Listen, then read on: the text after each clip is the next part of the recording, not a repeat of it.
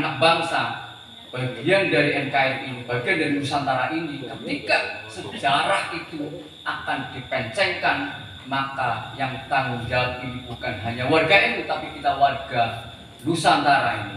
Maka itu hal ini saya menghadirkan namanya Mbah Catur, orangnya masih muda, tapi siapapun akan panggil Mbah karena dia kalau ngomong sejarah Purbalingga itu akan fasih sekali. Mudah-mudahan nanti dia akan menyampaikan beberapa hal. Kemudian juga yang Nabi Muhammad. Untuk itu sekali mungkin akan bertanya, kok ternyata Sarasan ini kelihatannya sesuatu yang baru di alam nyatanya Purbalingga kan? Selama ini hanya ada di medsos atau di YouTube-nya Mas Agus Mariono atau Gusmar ini. Oke, dari 3 kolom ini saya beri kesempatan 3 penanya. Tapi kayaknya tadi Mas Catur mana Mas Catur? Mbah Catur. Ya, yang pertama saya berikan ke Mbah Catur. Kemudian yang kedua nanti ada Mas Agus Sukoco, bukan Agus Mar. Ya. Kemudian yang ketiga Aldi. Ini 1, 2, 3 sudah. Kemudian yang dari sini 3 juga. Dari sini Amran. Ini kita Purbalinggaan aja ya. Cablaka padanya, saya nggak panggil dia, nggak panggil Gus ya. Pangapunten. Ini semua sedang bertekad bahwa meluruskan atau melawan yang batil. Sehingga kita harus berani. Yang kedua, 1, 2, 1 lagi. Oke, baik, nanti saja dulu. Mas atau Mbah Catur, monggo. Habib Catur. Mana Beb? Sini Beb. Ini Habib Pesek yang terjalan.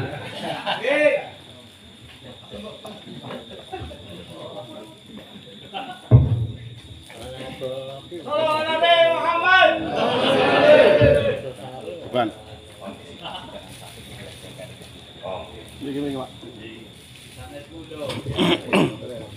Assalamualaikum warahmatullahi wabarakatuh.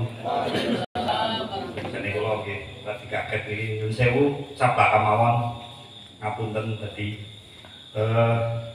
terkait dengan beliau yang tadi disampaikan. Alhamdulillah, Romo Kiai Kerso Rawuh membentuk Balingga, Provinsi Sepuh, Nonton Mriki, ngapunten sederengipun. Sejujurnya dalam jalan dereng pantes cerita menika. Ngapunten. Nggih, terkait tadi ngendikipun Romo Kiai Cabas pengamatan dalam menika ada 3 hal jika mungkin saged dipun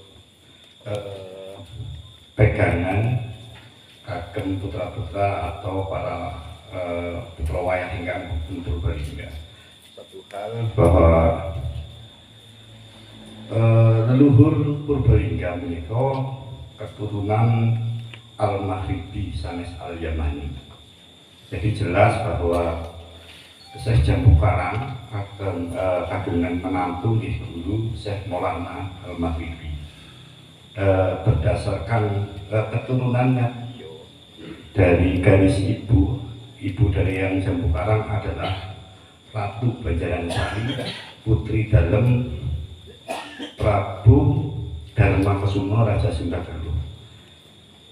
Menapa bapakipun Syekh Jambu Karang nek boten lepat berdasarkan bab cahyana manuskrip yang ada itu adalah putra dalem Brawijaya Maesa Tanderman utawi mapan Garasakan menika rayi dalem Prabu Jayabaya putra Airlangga. Jadi Syekh Jambu Karang menika memang cucu dari Prabu Airlangga dan Prabu Darmakesumo yang merupakan dua-duanya setahu kami adalah bergelar Sang Hyang Wisnu.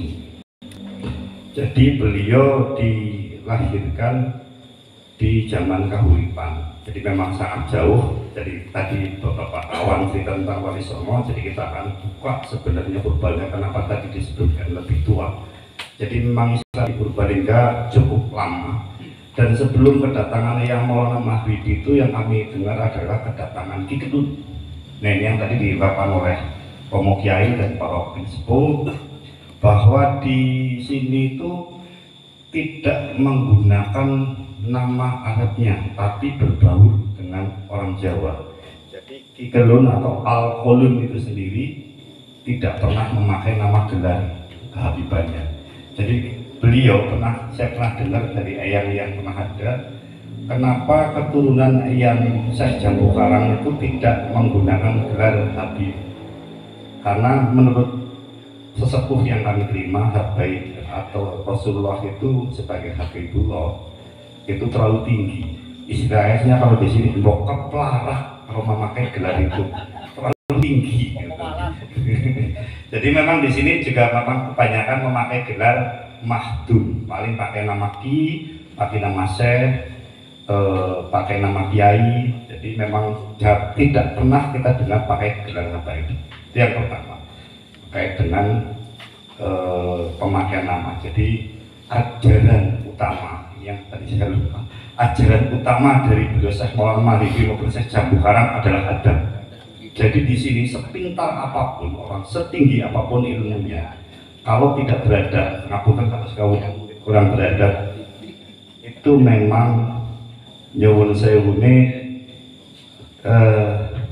tidak lulus. Jadi beberapa kali dalam pembentukan majelis Cahyana itu kenapa anak tertua tidak mesti menjadi ketua majelis, itu karena adab dan baru ilmunya. Saya contohkan ketika ketua majelis Cahyana itu Syekh Mahdum Wali Perkosa.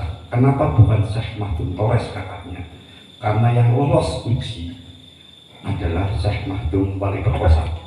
Jadi di sini tidak mengenal turunan, tidak mengenal senioritas, tapi berdasarkan adab dan ilmunya. Ini yang penting. Jadi sangat mengherankan bila saat ini yang kami dengar Romo Kiai ngendikan dan melihat berita-berita di media sosial bahwa terah turunan gelar itu menjadi patokan. Itu sangat berlawanan dengan budaya yang leluhur yang diturunkan kepada kita orang Purbalingga. Yang kedua, terkait dengan nama.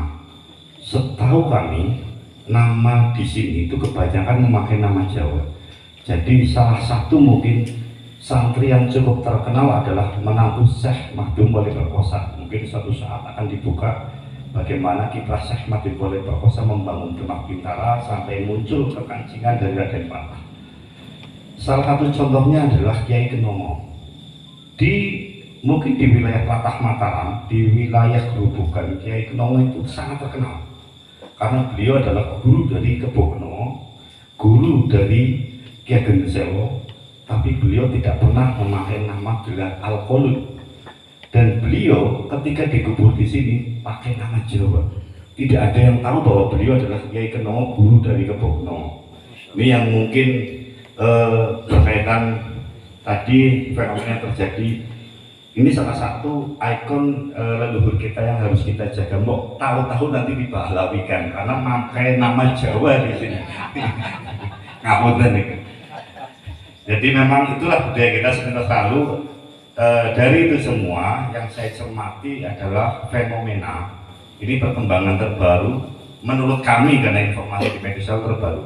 Tapi pengamatan kami, inti dari semua itu adalah pemutusan hubungan kejiwaan kita semua dengan leluhur kita. Kalau dulu kita diputus leluhur kita itu dengan diharamkan untuk ziarah kubur, kalau sekarang kita diputus dengan dibelokkan. Ini yang paling berbahaya. Ketika suatu bangsa itu sudah terputus dengan leluhurnya dan terputus dengan sejarahnya dan tidak tahu jati dirinya, saya pastikan berdasarkan pengalaman-pengalaman bangsa lain, tidak sampai 4 generasi bangsa kita akan jatuh. Mungkin sementara sepintas seperti itu, barangkali ada segala tambahan-tambahan lain dari kawan-kawan. Saya hanya pada item-item yang utamanya saja dulu, mengingat waktu yang sudah cukup larut. Demikian, ngapunten bila ada salah kata saya. Assalamualaikum warahmatullahi wabarakatuh. Dengan Pak Mas Catur atau Mbak Catur, nanti perlu didatangi nih, perlu dikaji kembali. Kemudian yang kedua, ini masih muda juga tapi orang Purbalingga menganggapnya budayawan. namanya Mas Agus Sukoco. Ini yang sudah sering keliling ke sekolah-sekolah di bawah Bupati. Bupati sekolah itu sekolahnya sama Mas Agus ternyata. Monggo Mas Agus.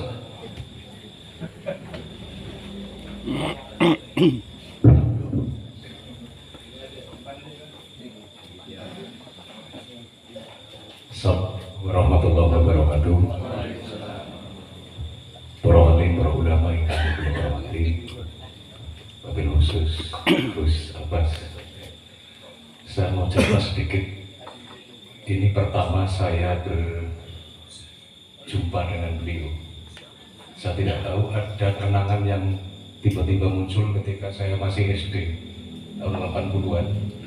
Abah Gus Abbas Kiai Haji Fuad Hasim itu sering di desa saya.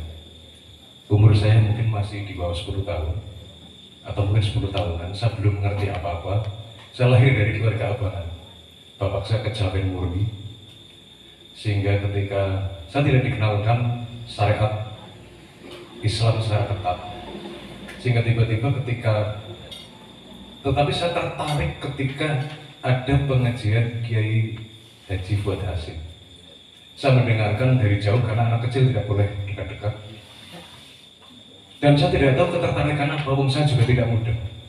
Tapi saya tetap datang ketika di sekitar desa sampai tangga desa. Bagi saya itu merupakan fondasi panggilan teologi saya di awal-awal saya mulai bisa berpikir. Jadi hari ini saya membayar hutang ketauhidan kepada Buntet Motor Gus Kopil itu, mudah-mudahan ini memperkuat tauhid saya. Kedua, sebenarnya yang disampaikan oleh Gus Abbas tadi adalah kalau kita bagi 3 level, ada pemerintah, negara, tanah air. Kalau sekedar urusan rebutan jabatan, jadi camat, jadi kepala bagian, ini urusan di level pemerintah. Kalau urusan bentuk negara dari monarki, republik, dan entah apa lagi kita tidak tahu karena sejarah terus berkembang. Itu orang ngomong negara. Tapi yang sedang dibicarakan oleh Gus Abbas tadi adalah soal tanah air. Ia lebih dalam dari sekedar permukaan yang disebut pemerintah, bahkan ia lebih dalam dari apa yang disebut negara. Kalau pemerintah, negara, ia berdinamika. Ada dialektika yang menciptakan pembaruan-pembaruan yang kita tidak tahu perkembangannya. Tapi kalau tanah air itu mutlak, bahwa kita adalah Majapahit, Singasari, Kediri, sampai Kalingga. Jadi akar kita adalah apa yang pernah disumpahkan oleh Gajah Mada, yang diawali oleh Tribunat Tunggadewi, bahkan sudah dirintis oleh Kertanegara. Bukan orang-orang baru yang mengklaim dan numpang anget kepada nama besar junjungan kita. Jadi ini bagi saya yang disebut harga mati adalah akar tanah airnya. Karena kalau yang lain bisa berubah. Ya pemaning sama, bupati itu besok bisa berubah, presiden juga urusan artifisial. Itu konflik-konflik yang tidak perlu kita terlalu serius. Tapi ini harus serius, maka saya datang. Kalau kampanye saya tidak datang. Tapi kalau urusan tanah air, saya datang. Karena yang mutlak harus kita tancapkan akarnya adalah, kita tegaskan, akar kita adalah Majapahit, bahkan jauh sebelum itu, Demak, Mataram, dan kemudian lahir NKRI. Jadi dari NKRI inilah mulai ada gonjang ganjing karena seluruh ideologi dunia mulai masuk. Tahun abad 18-an mulai masuk, pasca Renaissance itu kemudian dibuka banyak sekali peluang-peluang untuk apa saja ikut mewarnai Nusantara. Jadi soal ini lebih dalam, ini adalah kalbu rohani kita tentang kebangsaan, yaitu soal tanah air. Kalau soal pemerintah, soal negara, itu cuma kulit, paling jauh ya sampai daging-daging lah. Tapi ini adalah urusan kalbu yang tidak main-main. Matur nuwun Gus atas kerawahannya. Assalamualaikum warahmatullahi wabarakatuh. Yang ketiga tadi sudah masuk. Oh iya.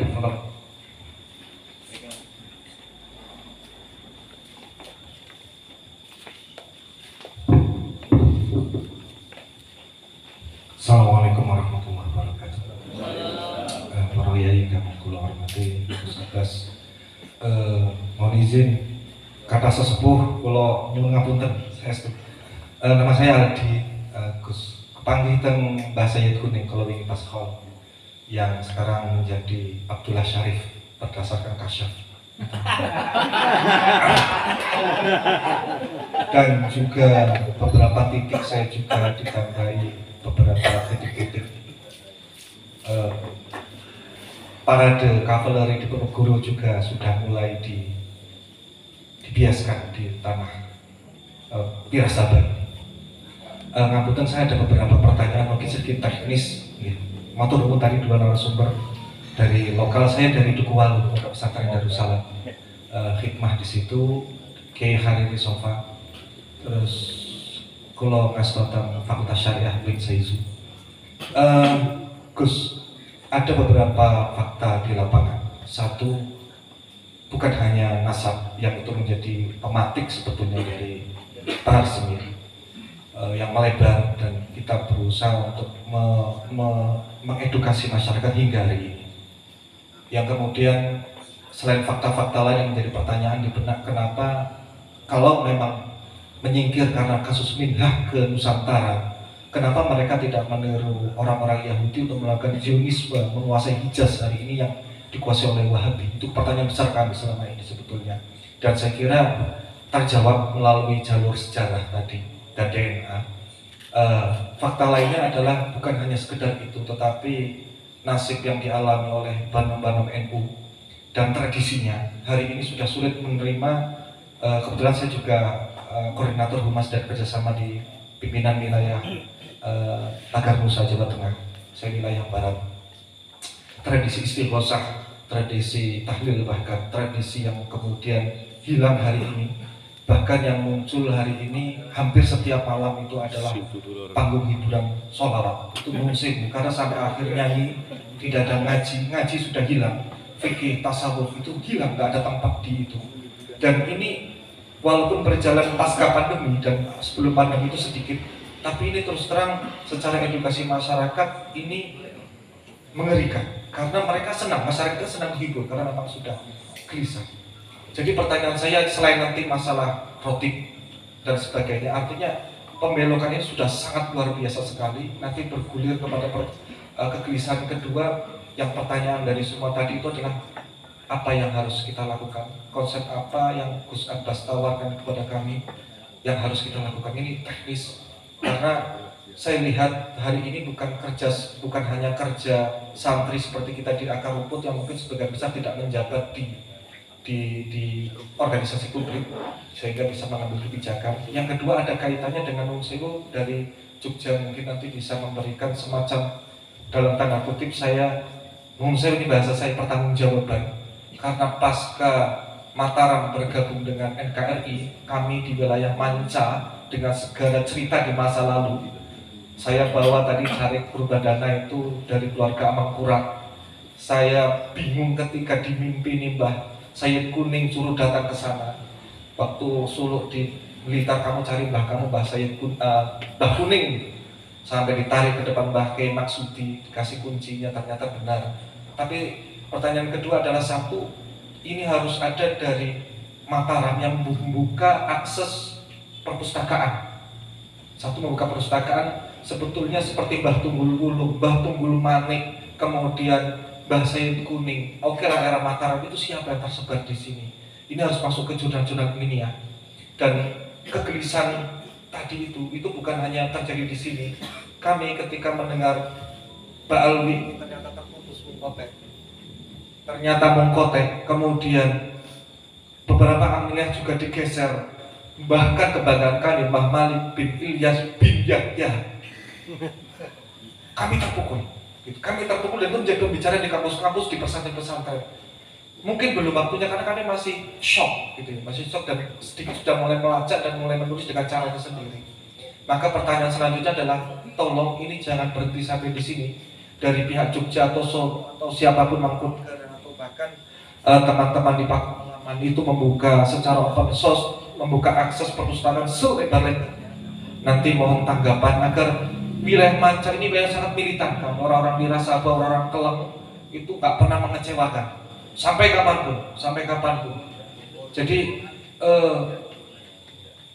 bagaimana bahasanya Mas Catur tadi, ini titik balik mohon dibuka, dan ini kerja kita semua. Saya yakin terakhir sampai pemilu nanti ini selesai, saya harap, karena memang banyak sekali stigma yang tidak baik karena ya pandangan-pandangan begitu dan kecurigaan, saya yakin akan memunculkan kulminasinya setelah pemilu.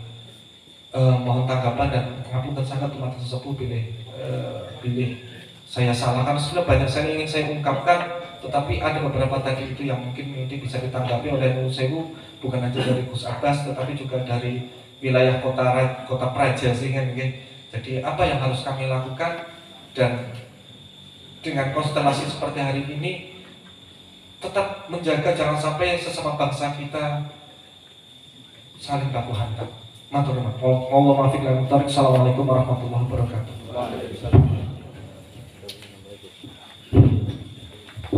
Yang terakhir tadi ya, sebelum dijawab Gus Abbas ini.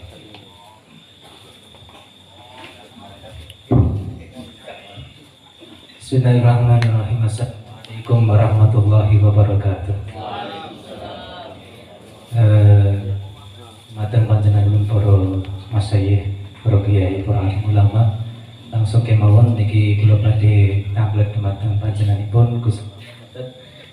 Pertanyaan kula ngeten Gus, di tempat kami itu semarak dengan rotibul haddad, rotibul atos, singkut durar. Nah, ini tadi kalau saya mengambil kesimpulan bahwa Pak Alawi itu nasabnya terputus, tidak sampai kepada Rasulullah SAW. Nah, sikap kami bagaimana? Sementara karya Pak Alawi seperti Rotibul Haddad, Rotibul Atos, Singkut Durar itu sudah menyebar di tempat-tempat kami. Apakah berhenti? Apakah lanjut? Terus sikap kami kepada guru-guru kami yang telah mengajarkan itu bagaimana? Mohon bimbingannya Gus. Terima kasih. Tepuk tangan untuk semua penanya atau gagas ya. Jadi kalau Mas Satur itu lebih ada kegelisahan, kalau Mas Agus Sukoco itu lebih mengatakan bagaimana harus mempertahankan soal sejarah. Yang kedua tadi memang pertanyaan yang memang harus dijawab soal bagaimana dan apa yang harus diperbuat. Monggo Gus.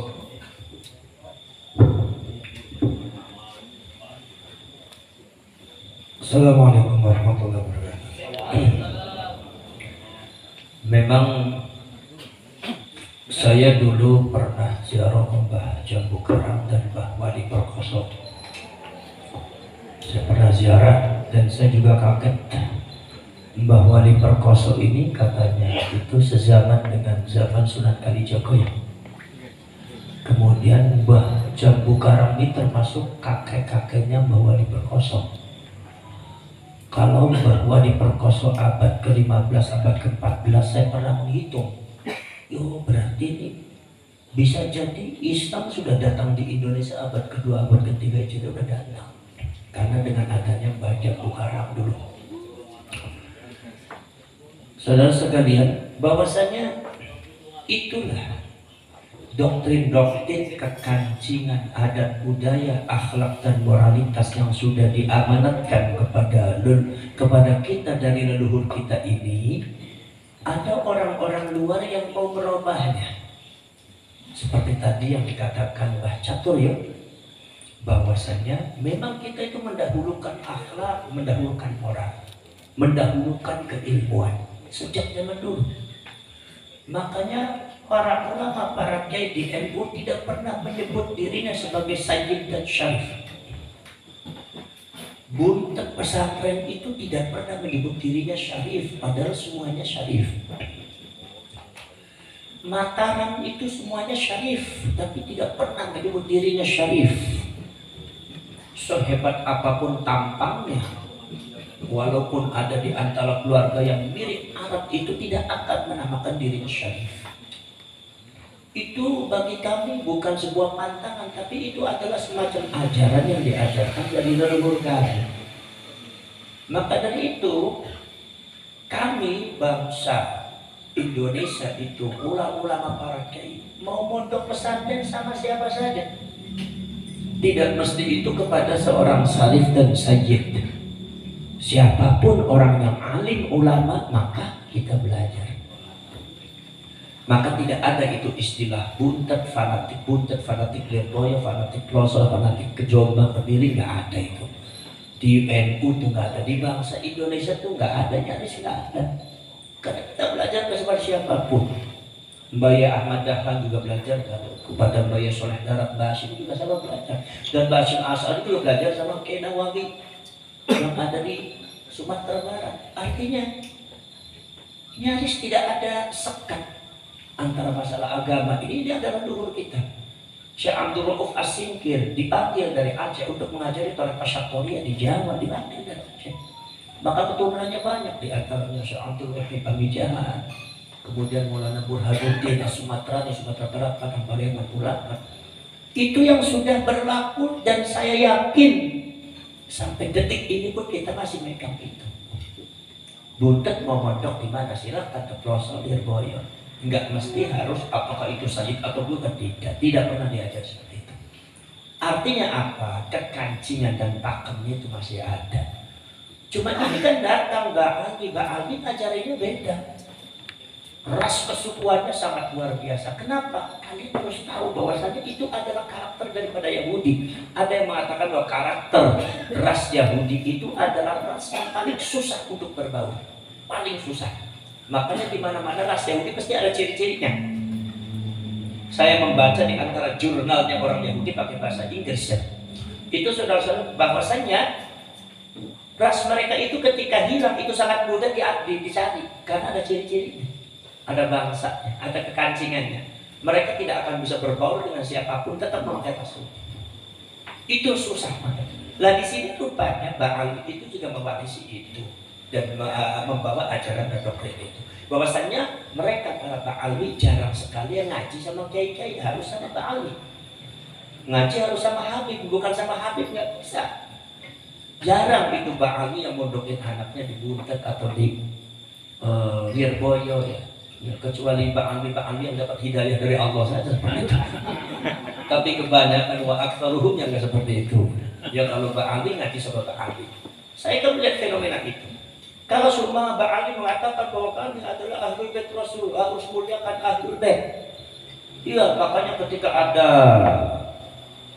siapa namanya Habib Umar bin Hafid datang semuanya menyambutnya.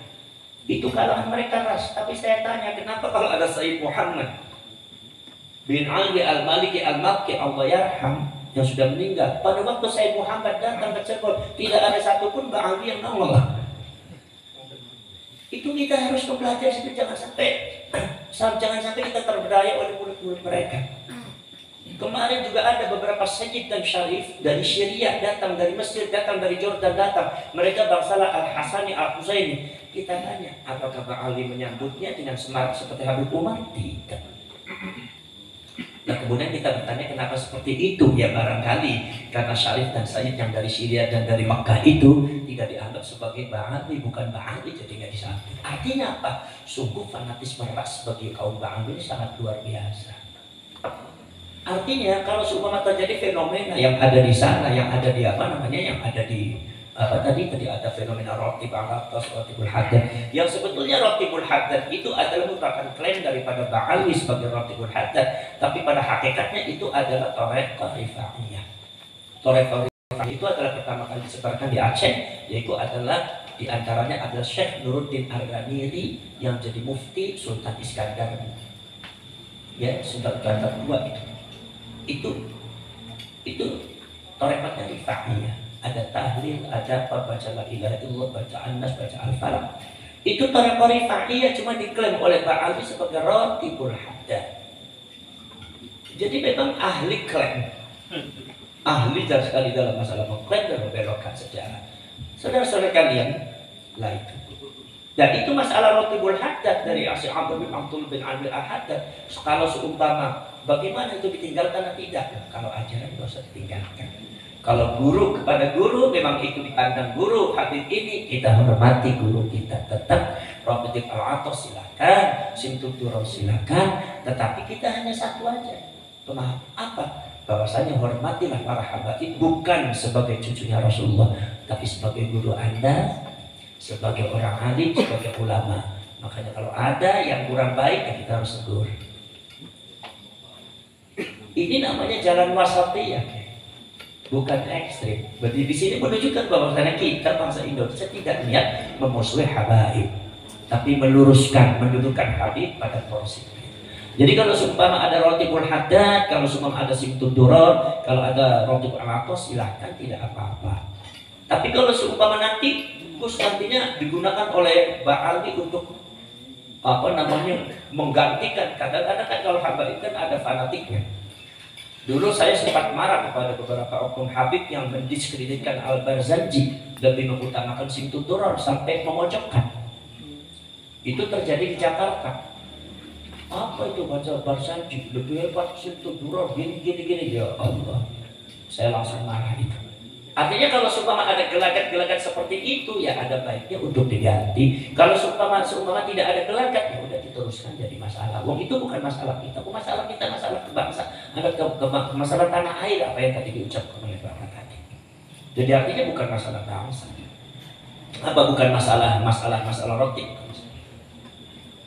Dulu kita ada Barzanji, ada juga Tibaiyah, ada Istighatsah, dan dilaksanakan. Cuma kan permasalahannya kan kadang-kadang kan oknum Habib ini kadang-kadang ngaji enggak, istighatsah enggak, Barzanji enggak, ya sholawatan aja, rotib aja suruh ngaji. Jadi majelis taklim enggak ada, majelis sholawat banyak sekali. Kalau majelis sholawat kan kalau pakai gendang, seneng-seneng tangannya ke atas semua, ayo sila. Tanpa tahu artinya, tanpa dibekali keilmuan. Mereka itu akhirnya terjebak pada halusinasi keagamaan. Ada hati-hati ini. Masyarakat yang terjebak pada halusinasi keagamaan mudah dibodohi. Akhirnya mereka majelis sholawat tidak ada majelis taklim. Sekarang fenomena majelis taklim di Jakarta udah berkurang. Yang ada majelis sholawat. Di mana-mana majelis sholawat, orang ngaji jarang. Sholawatan terus. Sholawatan cuma urusannya dengan gendang, rame-rame, bolong itu umat Rasul, ngalam kanjeng Nabi, iya. Tapi ketika itu sudah israf dan sudah sudah mutajaz, sudah mu'tadil, sudah melewati batas, yang tidak, itu saya kira itu harus diluruskan, harus diberesin juga, harus diatur. Karena kita nggak mungkin generasi kita itu hanya euforia terhadap sholawatan terus sehingga agama nggak ngerti. Saya juga pernah dapat laporan bahwasanya ada beberapa anak-anak nih umur 14 tahun, 15 tahun, itu tiap harinya tuh bawa bendera bareng-bareng kan di Jakarta, di Tangerang tuh, bendera bareng-bareng, wah aku sama mobil ngatur-ngatur itu kan. Itu jamaah sholawat, majelis sholawat, Habibnya di sana ikut sana, Habibnya di sana ikut sana. Tiap hari seperti itu. Akhirnya karakter mereka dibentuknya adalah bukan keilmuan tapi fanatisme. Fanatisme terhadap habaib inilah yang disebut dengan apa yang dikatakan oleh zaman sekarang ini pembodohan. Akhirnya mereka dipalingkan, mereka dilupakan tentang sejarah dan orang tuanya. Mereka kemudian dihadapkan pada satu fanatisme yang buta terhadap orang-orang yang baru. Sehingga mereka lupakan sejarah, dan sejarah itu roh daripada kita. Makanya mereka itu yang namanya Ba'ali itu, makanya ada doktrin Ba'ali semacam apa? Semacam ngaji sama Habib yang bodoh lebih mulia daripada ngaji sama 70 orang. Ya, itu menunjukkan mereka sudah tidak memandang kualitas, itu jelas. Nah, kalau sumpah mengaji sama Habib yang bodoh, ngaji apa? Habibnya bodoh. Kalau Habib bodoh banyak enggak? Ya banyak. Malah umumnya tuh habaib banyak yang bodoh. Suruh main Quran enggak, makanya para habaib jarang datang ke Buntet, karena kalau di Buntet habaibnya galak, Buntet lebih galak. Cuma kalau sampai yang mudah digalakin, makanya habaibnya betah sama sampai. Saudara sekalian, jadi seperti itu. Jadi itu masalah itu. Jadi ini sejarah, sejarahnya adalah pembelokan, dan pembelokan itu sudah ada sejak zaman dulu. Saudara sekalian, ada satu indikasi menurut para ulama nasab dan sejarawan yang menyimpulkan, ini yang menyimpulkan para pakar sejarah, para pakar nasab, bahwasanya nama Ubaidillah itu fiktif. Jadi yang jadi aneh di Hadramaut ada kuburannya, makamnya. Ini gimana sejarahnya nggak ada, makamnya ada? Itu nanti kan persis seperti di Purbalingga nggak? Ini tiba-tiba ada makam, sejarahnya nggak ada, makamnya ada. Kan bingung, berarti kan ada makamnya. Yang nggak menunjukkan seperti itu. Agamanya adanya makam, belum tentu menunjukkan personalitinya ada. Cuma Allah kan menunjukkan kepada bangsa Indonesia ternyata apa? Ribut isu apa? Ada oknum Habib buat makam palsu, ternyata nggak ada isinya. Buat makam palsu ternyata isinya beda, dihabibkan. Ini sebetulnya orang lain tapi dihabibkan. Loh, kalau di Purbalingga seperti ini, jangan-jangan di Hadramaut juga seperti itu. Kalau kita menyimpulkan itu isyarat dari Allah kan tidak salah. Karena apa? Ini Ubaidillah ini sejarahnya nggak ada. Ada sejarawan ada kritik bahwasanya para alim menyebutkan Ubaidillah itu dengan menyebutnya al-imamul mujtahid, imam mujtahid. Jadi setingkat Imam Syafi'i. Makanya kata ulama-ulama Jordan, para nasabah yang ada di Jordan, ini jelas pemalsuan sejarah. Kenapa? Sebab bagaimana mungkin seorang imam mujtahid seperti Imam Syafi'i, tetapi kok bukunya nggak ada, karyanya nggak ada, muridnya juga nggak ada, sejarahnya juga nggak ada. Sejarahnya kapan, itunya kapan, begitu dipertukan dengan sejarah hidupnya bertentangan semua. Katanya lahir tahun sekian, tapi ternyata begini-begini, wah ini bingung. Satu. Nomor dua, apa yang diklaim dengan Said Ahmad Al-Muhajir? Said Ahmad itu sebetulnya sosoknya ada. Ada Said Ahmad asli, ada Said Ahmad KW lagi. Palsu. Said Ahmad itu, saudara-saudari sekalian, begini ceritanya. Kalau kesaksian daripada Banul Ahdal dan Banul Qudaimi, bahwasannya Banul Ahdal dan Banul Qudaimi terakhir itu menemani Said Ahmad Al-Muhajir itu berbisnis, keluar dengan kafilah berbisnis. Begitu berbisnis, golongannya Said Ahmad disebutnya adalah Alawiyun. Alawiyun itu nisbat sama Sayyidina Ali, bukan Ali. Kalau Habaib itu Ali, Ba'ali bukan Ba'alami. Kalau Ba'alami Sayyidina Ali. Kan ada itu kan kata Ibnu Aqilnya, kalau sebenarnya Ali kan lamnya difathahkan, kemudian ya yang pertama diganti wa Alawiyun. Alawiyun itu Aliyun, kalau seumpama Ali ya Aliyun, jadi Ba'ali bukan Ba'alami aslinya. Makanya lisannya kita kadang-kadang pleset terus, nggak didorong juga pleset terus. Ya Alawi ya udah umumul balwa namanya, insya Allah Gusti Allah maafakan. Sama dengan saya bilang habaib itu kenapa habaib julukan laki-laki? Kalau laki-laki kan jamaknya habibun kan ahibba, nahnu abnaullahi wa ahibba'u. Kenapa jadi habaib? Wal habaib itu jadi perempuan, habibatun habaib. Syarifatun syara'if, qabilatun qabail, khalifatun khalaif. Itu kenapa habaib itu habibun habaib. Ini bukan habibun, habibatun habaib itu jamak perempuan, tapi kena produk laki-laki. Ini dibelokkan lagi namanya, saya itu pembelokan penuh dengan belok-belok ini. Nanti kalau belok-belok akhirnya pada belok semua ini. Saudara-saudara kalian, itu jadi dari Banul Ahdal, Banul Qudaimi berjalanlah itu dengan Alawi.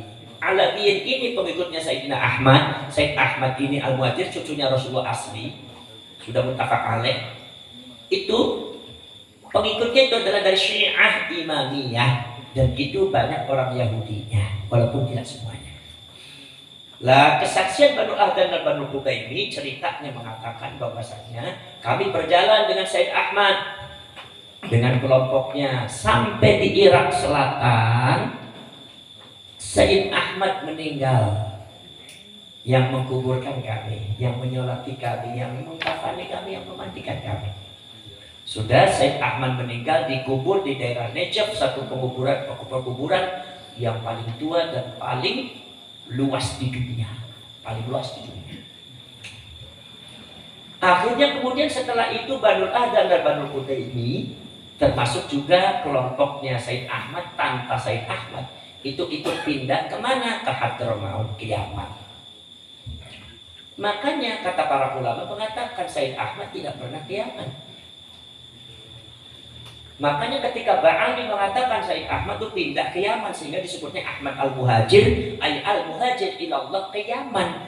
Ini semua Naqabatul Ashraf menyangkalnya. Ini cerita palsu. Said Ahmad tidak pernah ke Yaman karena Said Ahmad meninggal di Irak Selatan sebelum ke Yaman.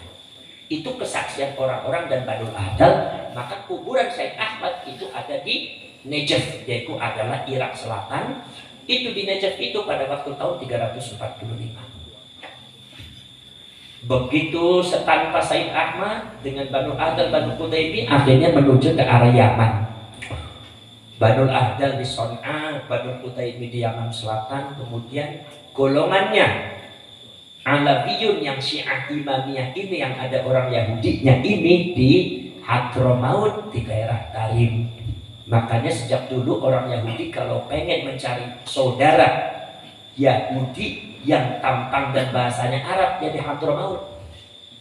Karena memang sejarahnya seperti itu. Makanya tahu sampai pada waktu tahun 43 pada waktu Israel atau orang Zionis mau mencaplok Palestina, itu mereka diantaranya mengirimkan mata-mata. Siapa mata-matanya? Mata-matanya adalah mereka orang Zionis mencari orang Yahudi saudaranya yang ada di Hadramaut yang tampangnya tampang Arab, fasih berbahasa Arab. Ditaruh tuh di Palestina. Begitu ditaruh di Palestina, diagung-agungkan, ngajar ngaji sampai jadi imam besar Masjidil Aqsa. Muridnya banyak ribuan, sudah muhibbin orang. Tapi ternyata ketahuan siapa yang menampakkan? Allah Subhanahu wa taala. Karena Allah tidak rela agamanya dipecundang oleh orang Yahudi. Lah ini diungkapkan ternyata sejarah dan rahasianya ketahuan semua.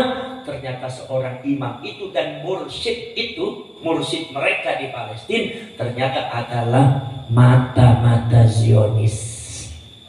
Bagaimana sikapnya orang Palestina? Ya muhibbinnya tentunya marah, tetapi tetap orang Palestina langsung mengambil orang Zionis itu kemudian mengusirnya dari Palestina, walaupun muhibbinnya juga mencak-mencak juga karena udah dari muhibbin susah. Saudara-saudara sekalian, kemudian ketika sampai di Yaman, nah itu pada waktu Palestina itu jadi imam itu yang diambil adalah orang Yahudi yang pintar bahasa Arab. Dari mana? Diambilnya dari Hadramaut. Karena memang orang Yahudi tahu bahwasanya Yahudi itu saudaranya banyak di Hadramaut. Karena diantaranya dari cipta yang tadi. Lah kemudian setelah ada di Yaman Banu Ahdal, Banu Qutaimi dan yang Syiah Imamiyah yang ada di Hadramaut itu, kemudian Banu Ahdal itu ceritanya bisnis di Hadramaut. Tiba-tiba ada aneh fenomena di Hadramaut yang luar biasa. Apa? Katanya ada Said Ahmad Al-Muhajir, cucunya Rasulullah, punya anak Ubaidillah, pengikutnya sudah ribuan. Banu Ahdal kaget, maklum karena zaman dulu kan belum ada internet, belum ada HP, jadi harus mengunjungi. Kaget. Akhirnya Banu Ahdal memanggil kawan-kawannya dari Banu Qutaimi sebagai saksi bahwa Said Ahmad sudah meninggal. Dipanggillah kawan-kawannya. Beberapa minggu kemudian datang, Banu Qutaimi bingung juga. Ini kok ada Said Ahmad baru dari Hadramaut. Ini kesaksian Banu Ahdal. Akhirnya Banu Ahdal dan Banu Qutaimi langsung tampil ke Quran di depan masyarakat. Ya ma'asyiran nas, inna Sayyid Ahmad qad mata bi Najaf. Said Ahmad itu sudah meninggal di Najaf. Kami yang menguburkan. Kami yang menguburkan dan kami yang mengkafani, kami yang menyolati. Jadi itu kalau siapapun di sini yang ngaku Said Ahmad itu fahuwa kadzdzab, bohong. Bahkan 3 kali mengucapkan fahuwa kadzdzab, fahuwa kadzdzab, fahuwa kadzdzab. Itu bohong. Tapi rupanya itu dilaporkan. Ternyata yang disebut Said Ahmad itu sebetulnya kan tahu siapa Banu Ahdal, Banu Qutaimi. Akhirnya mendoktrin masyarakat untuk mengusir Banu Ahdal dan Banu Qutaimi. Diusirlah Banu Ahdal dan Banu Qutaimi dari Hadramaut. Akhirnya pembohongan dan pemalsuan nasab itu sampai berlangsung sampai sekarang. Itu mungkin awalnya sih. Akhirnya ada beberapa Banu Ahdal itu yang menyelinap, pengen tahu siapa yang mengaku Said Ahmad. Begitu menyelinap pura-pura jadi muhibbinnya, begitu tampil ternyata subhanallah Banu Ahdal dan Banu Qutaimi mengenal orang itu. Itu ternyata nama aslinya bukan Ahmad Al-Muhajir, tapi nama aslinya Muhammad bin Sulaiman, seorang yang majhulun nasab, nasabnya tidak ketahui dari mana, tapi yang jelas dia itu adalah orang Yahudi Syiah Imamiyah Yahudiyah dari Irak. Sehingga mungkin dari situ saudara-saudara sekalian. Tapi yang jadi aneh di kalangan Ba'alwi itu, Said Ahmad tuh kalau dianggap sebagai mbah mereka dari cucunya Rasulullah, kenapa makomnya di Hadramaut nggak ada? Ada makomnya di Hadramaut, apa? Di daerah Husaisah. Tapi kita tahu bahwasannya penemuan makom Said Ahmad di Husaisah bukan berdasarkan jasad. Bukan berdasarkan jasad, ingat. Jadi ada namanya Habib Abdurrahman, bangsanya apa? Pengen tahu makom daripada datuknya yang namanya Ahmad di mana? Katanya beliau melihat cahaya jatuh dari langit, jatuh di tanah Husaisah. Kemudian diyakini bahwa itulah makam mbah mereka. Jadi artinya apa? Makam yang ada di Husaisah itu makam baru yang didirikan oleh Ba'alwi berdasarkan syatohat. Atau kata bahasa itu tadi Mas Adit itu apa? Ya itu adalah kasyaf. Ada cahaya, jadi jasadnya nggak ada. Nah sekarang yang jadi pertanyaan, satu adalah kenapa Habib Abdurrahman mencari makamnya Ahmad Al-Muhajir? Kalau Ahmad Al-Muhajir orang besar, tentunya makamnya zahirun yuzar, nampak dan pasti diziarahi oleh anak cucunya, nggak bakal hilang. Berarti sebelum abad penemuan makam yang dilakukan oleh Habib Abdurrahman, berarti Ba'alwi tidak tahu makamnya Habib Ahmad di mana. Kan aneh itu. Habib Ahmad itu sungguh dianggap sebagai datuknya mereka orang besar, tapi kok kenapa makamnya kok dicari? Kalau saya sudah ratusan tahun pisah dari mbah saya, Mbah Syarif Hidayatullah, untuk mencari makamnya nggak sulit, datang ke Gunung Jati temu. Karena zahirun yuzar, karena Mbah Syarif orang besar. Tapi kenapa kok Ahmad Al-Muhajir kok dicari? Inilah yang menyebabkan Naqobatul Ashraf yang ada di Jordan, yang ada di Syria, yang ada di Mesir itu mengatakan itu cerita palsu, itu dibuat-buat. Makam itu adalah didirikan, dibuat dalam rangka menandingi makam yang ada di Najaf. Tahun 345 Hijriah, abad pertengahan 4 Hijriah, abad ke-5, ke-6, ke-7, ke-8, ke-9, ke-10, ke-11. Mungkin ke-12, lebih daripada 800-900 tahun ulama mufakat bahwasanya makamnya Said Ahmad kalau Anda ingin ziarah di Najaf, tidak ada yang menyangkal, muttafaq alaih sejak beratus-ratus tahun. Baru kira-kira abad ke-12 ke-13 ada makam baru di Husaisah. Siapa? Said Ahmad Al-Muhajir. Katanya Habib Abdurrahman itu pengen mencari makam leluhurnya yang namanya Said Ahmad Al-Muhajir, maka Allah Subhanahu wa taala menunjukkan ada cahaya jatuh di Husaisah, maka itu dijadikan makam. Katanya itulah saya yakin itu makam mbah saya Said Ahmad. Yang jadi pertanyaan, kok Habib Abdurrahman mencari makamnya Said Ahmad? Bukankah Said Ahmad orang besar dan mbah mereka? Kenapa makamnya nggak diketahui? Kan aneh. Makanya di sini Naqobatul Ashraf di Jordan nggak percaya dengan cerita ini. Makanya kayak model kasar-kasar begitu jangan ceritakanlah. Barangkali kita disebutnya nanti mirip-mirip Ba'alwi. Ya, jadi Mas Adi kalau mimpi-mimpi itu udah jangan cerita, cukup kita aja. Jangan sampai keluar nanti, ini sama juga dengan Ba'alwi, kan itu Wahabi yang main nanti. Mimpi-mimpi gitu kan. Padahal bedanya apa? Ya bedanya kalau mimpi yang benar dengan mimpi yang nggak benar kan Allah yang membedakan. Karomah yang benar, karomah yang tidak benar itu Allah yang menunjukkan. Mukjizat yang benar, mukjizat yang tidak benar. Rasul yang benar, rasul yang tidak benar. Ada nabi benar, nabi palsu. Itu kan Allah yang merungkatkan Allah. Bagaimanapun hebatnya bicara, kalau nabi itu dimuliakan oleh Allah yang asli, yang palsu pasti akan dihinakan oleh Allah.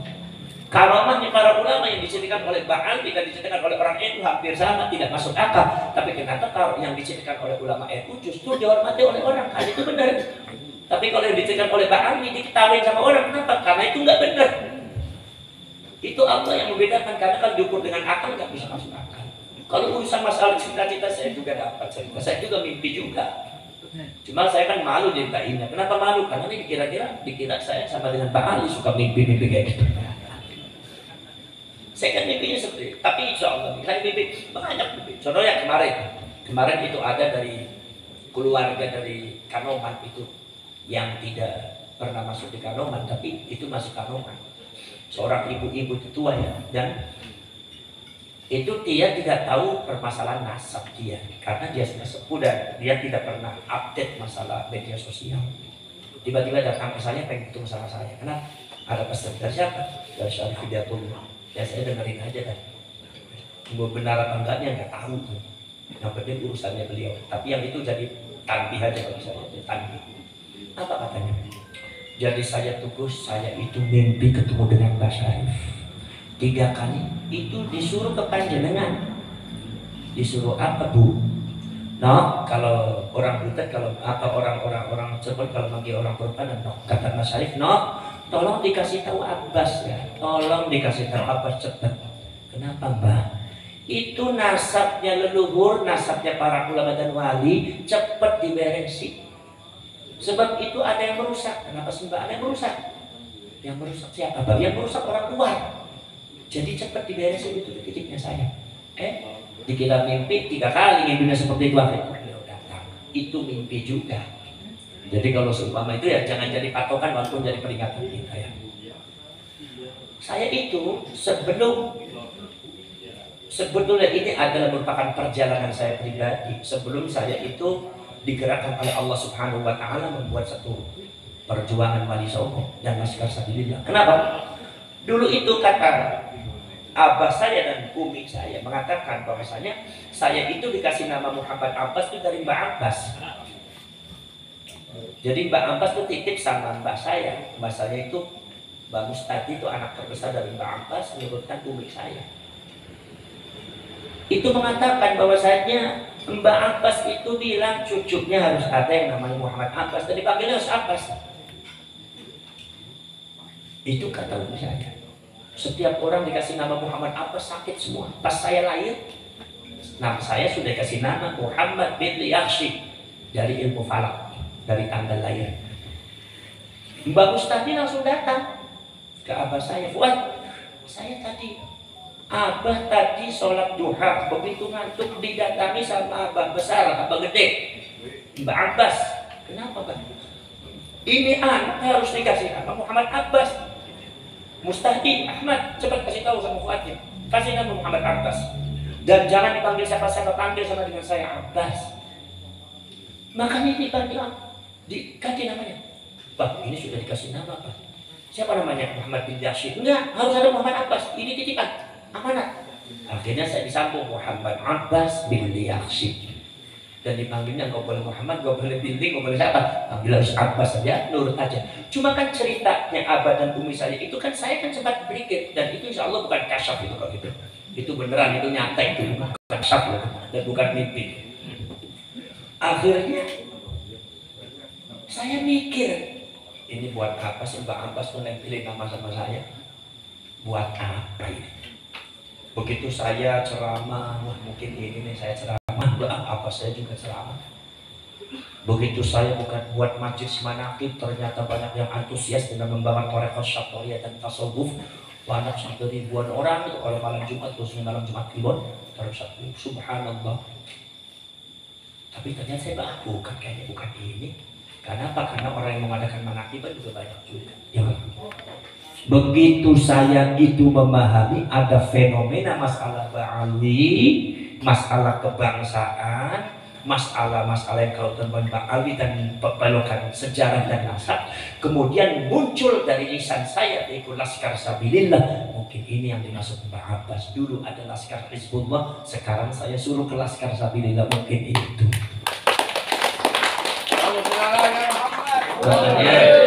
Saya begitu mencetus langsung begitu manggut saya.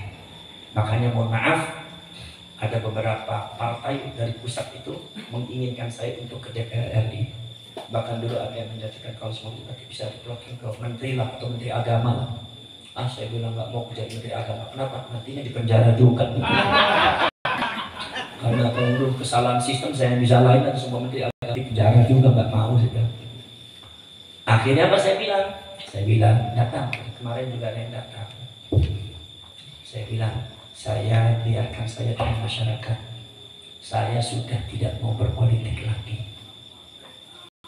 Jadi silakan yang ngurusi politik udahlah Pak Muhaimin aja, golongannya kusyakut aja, udah silakan. Yang partai politik silakan terus politik. Kalau saya udah ngurusin masyarakat aja, ngurusin bangsa aja, saya mau ke ngurusin torekol masyarakat, jadi kayak kampung. Dan saya juga begitu ada Laskar Sabila udah disabilillah aja, di perjuangan Wali Songo aja, saya tidak mau ke arah-arah politik. Makanya sudah saya bersaja itu karena apa? Karena saya anggap bahwa amanat daripada Mbak Abbas itu ini rupanya ini. Karena Laskar Hizbullah langsung itu melinirnya adalah Laskar Sabilillah, ini sangat luar biasa. Mudah-mudahan yang ikut di Laskar Sabilillah mendapatkan barokah keanugeraan keagungan yang Mbak Abbas. Saudara-saudari kalian, jadi apa namanya itu sekitar itu adalah ada bagi saya itu adalah merupakan anugerah yang sangat besar ya. Jadi masalah yang berkaitan dengan politik, masalah yang berkaitan dengan kepemerintahan politik, maka Laskar dan perjuangan ini Wali Songo tidak ada kaitannya dengan politik. Kemudian kalau ada yang bertanya apa yang harus kita lakukan, yang harus kita lakukan segera kita harus meluruskan. Segera kita harus membela leluhur, karena leluhur kita sudah nggak ada. Mereka sudah di depan Allah, sudah bahagia, sudah senang. Kita ini yang diberikan amanat ini harus bagaimana? Apa dibiarkan? Maka kita sebagai anak cucunya itu harus segera bertindak untuk meluruskan. Dan kalau ada baal yang ngeyel, kita lawan. Satu-satunya jalan seperti itu. Dan negara bangsa ini harus ada yang membela. Saya harapkan yang membela adalah orang-orang Nahdlatul Ulama.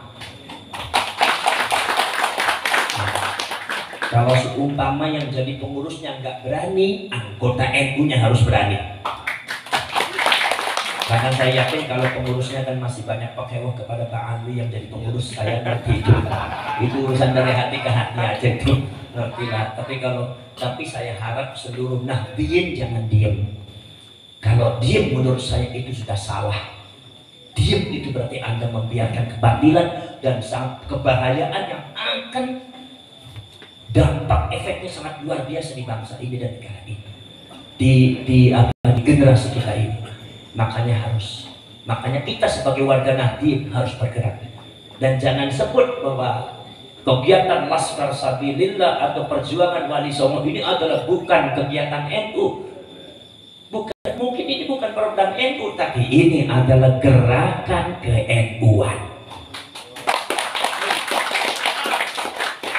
Kalau sampai mengatakan kalau saya bukan NU, berantem sama saya sekarang. Mungkin saya lebih NU daripada sampai. Ya saya sebelum lahir udah juga NU, saya sebelum lahir juga udah NU. Maka dari itu, saudara-saudara sekalian, ya, ini adalah gerakan ke-NU-an. Kenapa? Karena doktrinnya para habaib ini, doktrinnya para habaib diterima kebanyakan korbannya orang NU. Dan yang selalu dihajar oleh Pak Alwi itu ulama dan kiai NU. Kiai-kiai Wahabi malah jadi temennya. Kiai yang benci sama NU di perkembangan kemarin. Sebelum ada isu nasab. Mereka klopnya dengan kiai-kiai Wahabi. Kiai NU yang jadi inceran, dicolek-colekin kiai NU. Sampai-sampai sama-sama habaib NU pun kayak Badut ya dijelekin. Artinya apa? Target mereka adalah NU. Jadi kalau kita diam salah. Jadi saya harapkan kepada warga Purbalingga, kalaupun pengurus NU tidak bisa tegas dalam masalah ini, maka kalian sebagai warga Nahdliyin harus lebih tegas daripada pengurusnya. Kenapa? Karena ini persoalan bangsa. Kalau persoalan yang berkaitan dengan ke-NU-an kan mungkin ada pengaruh politik juga. Kalau saya bilang saya mau ngurusin Wali Songo aja, ngurusin leluhur aja, ngurusin bangsa dan tanah air aja. Ya. Makanya saya ditanya, bos, sampean pilihnya apa? Saya nggak jawab. Ya rahasia saya. Apakah saya kelihatan membela ini? Enggak. Kalau seumpama instruksi saya di dalam masalah Laskar Sabilillah, Anda bisa lihat di YouTube bahwasannya kami Laskar Sabilillah membebaskan kalian milih siapapun. Ya, milih siapapun bebas. Bukan nggak mesti harus milih ini semuanya. Dan Politik itu tidak ada kaitannya dengan status agama. Milih siapa saja sampai tetap Islam.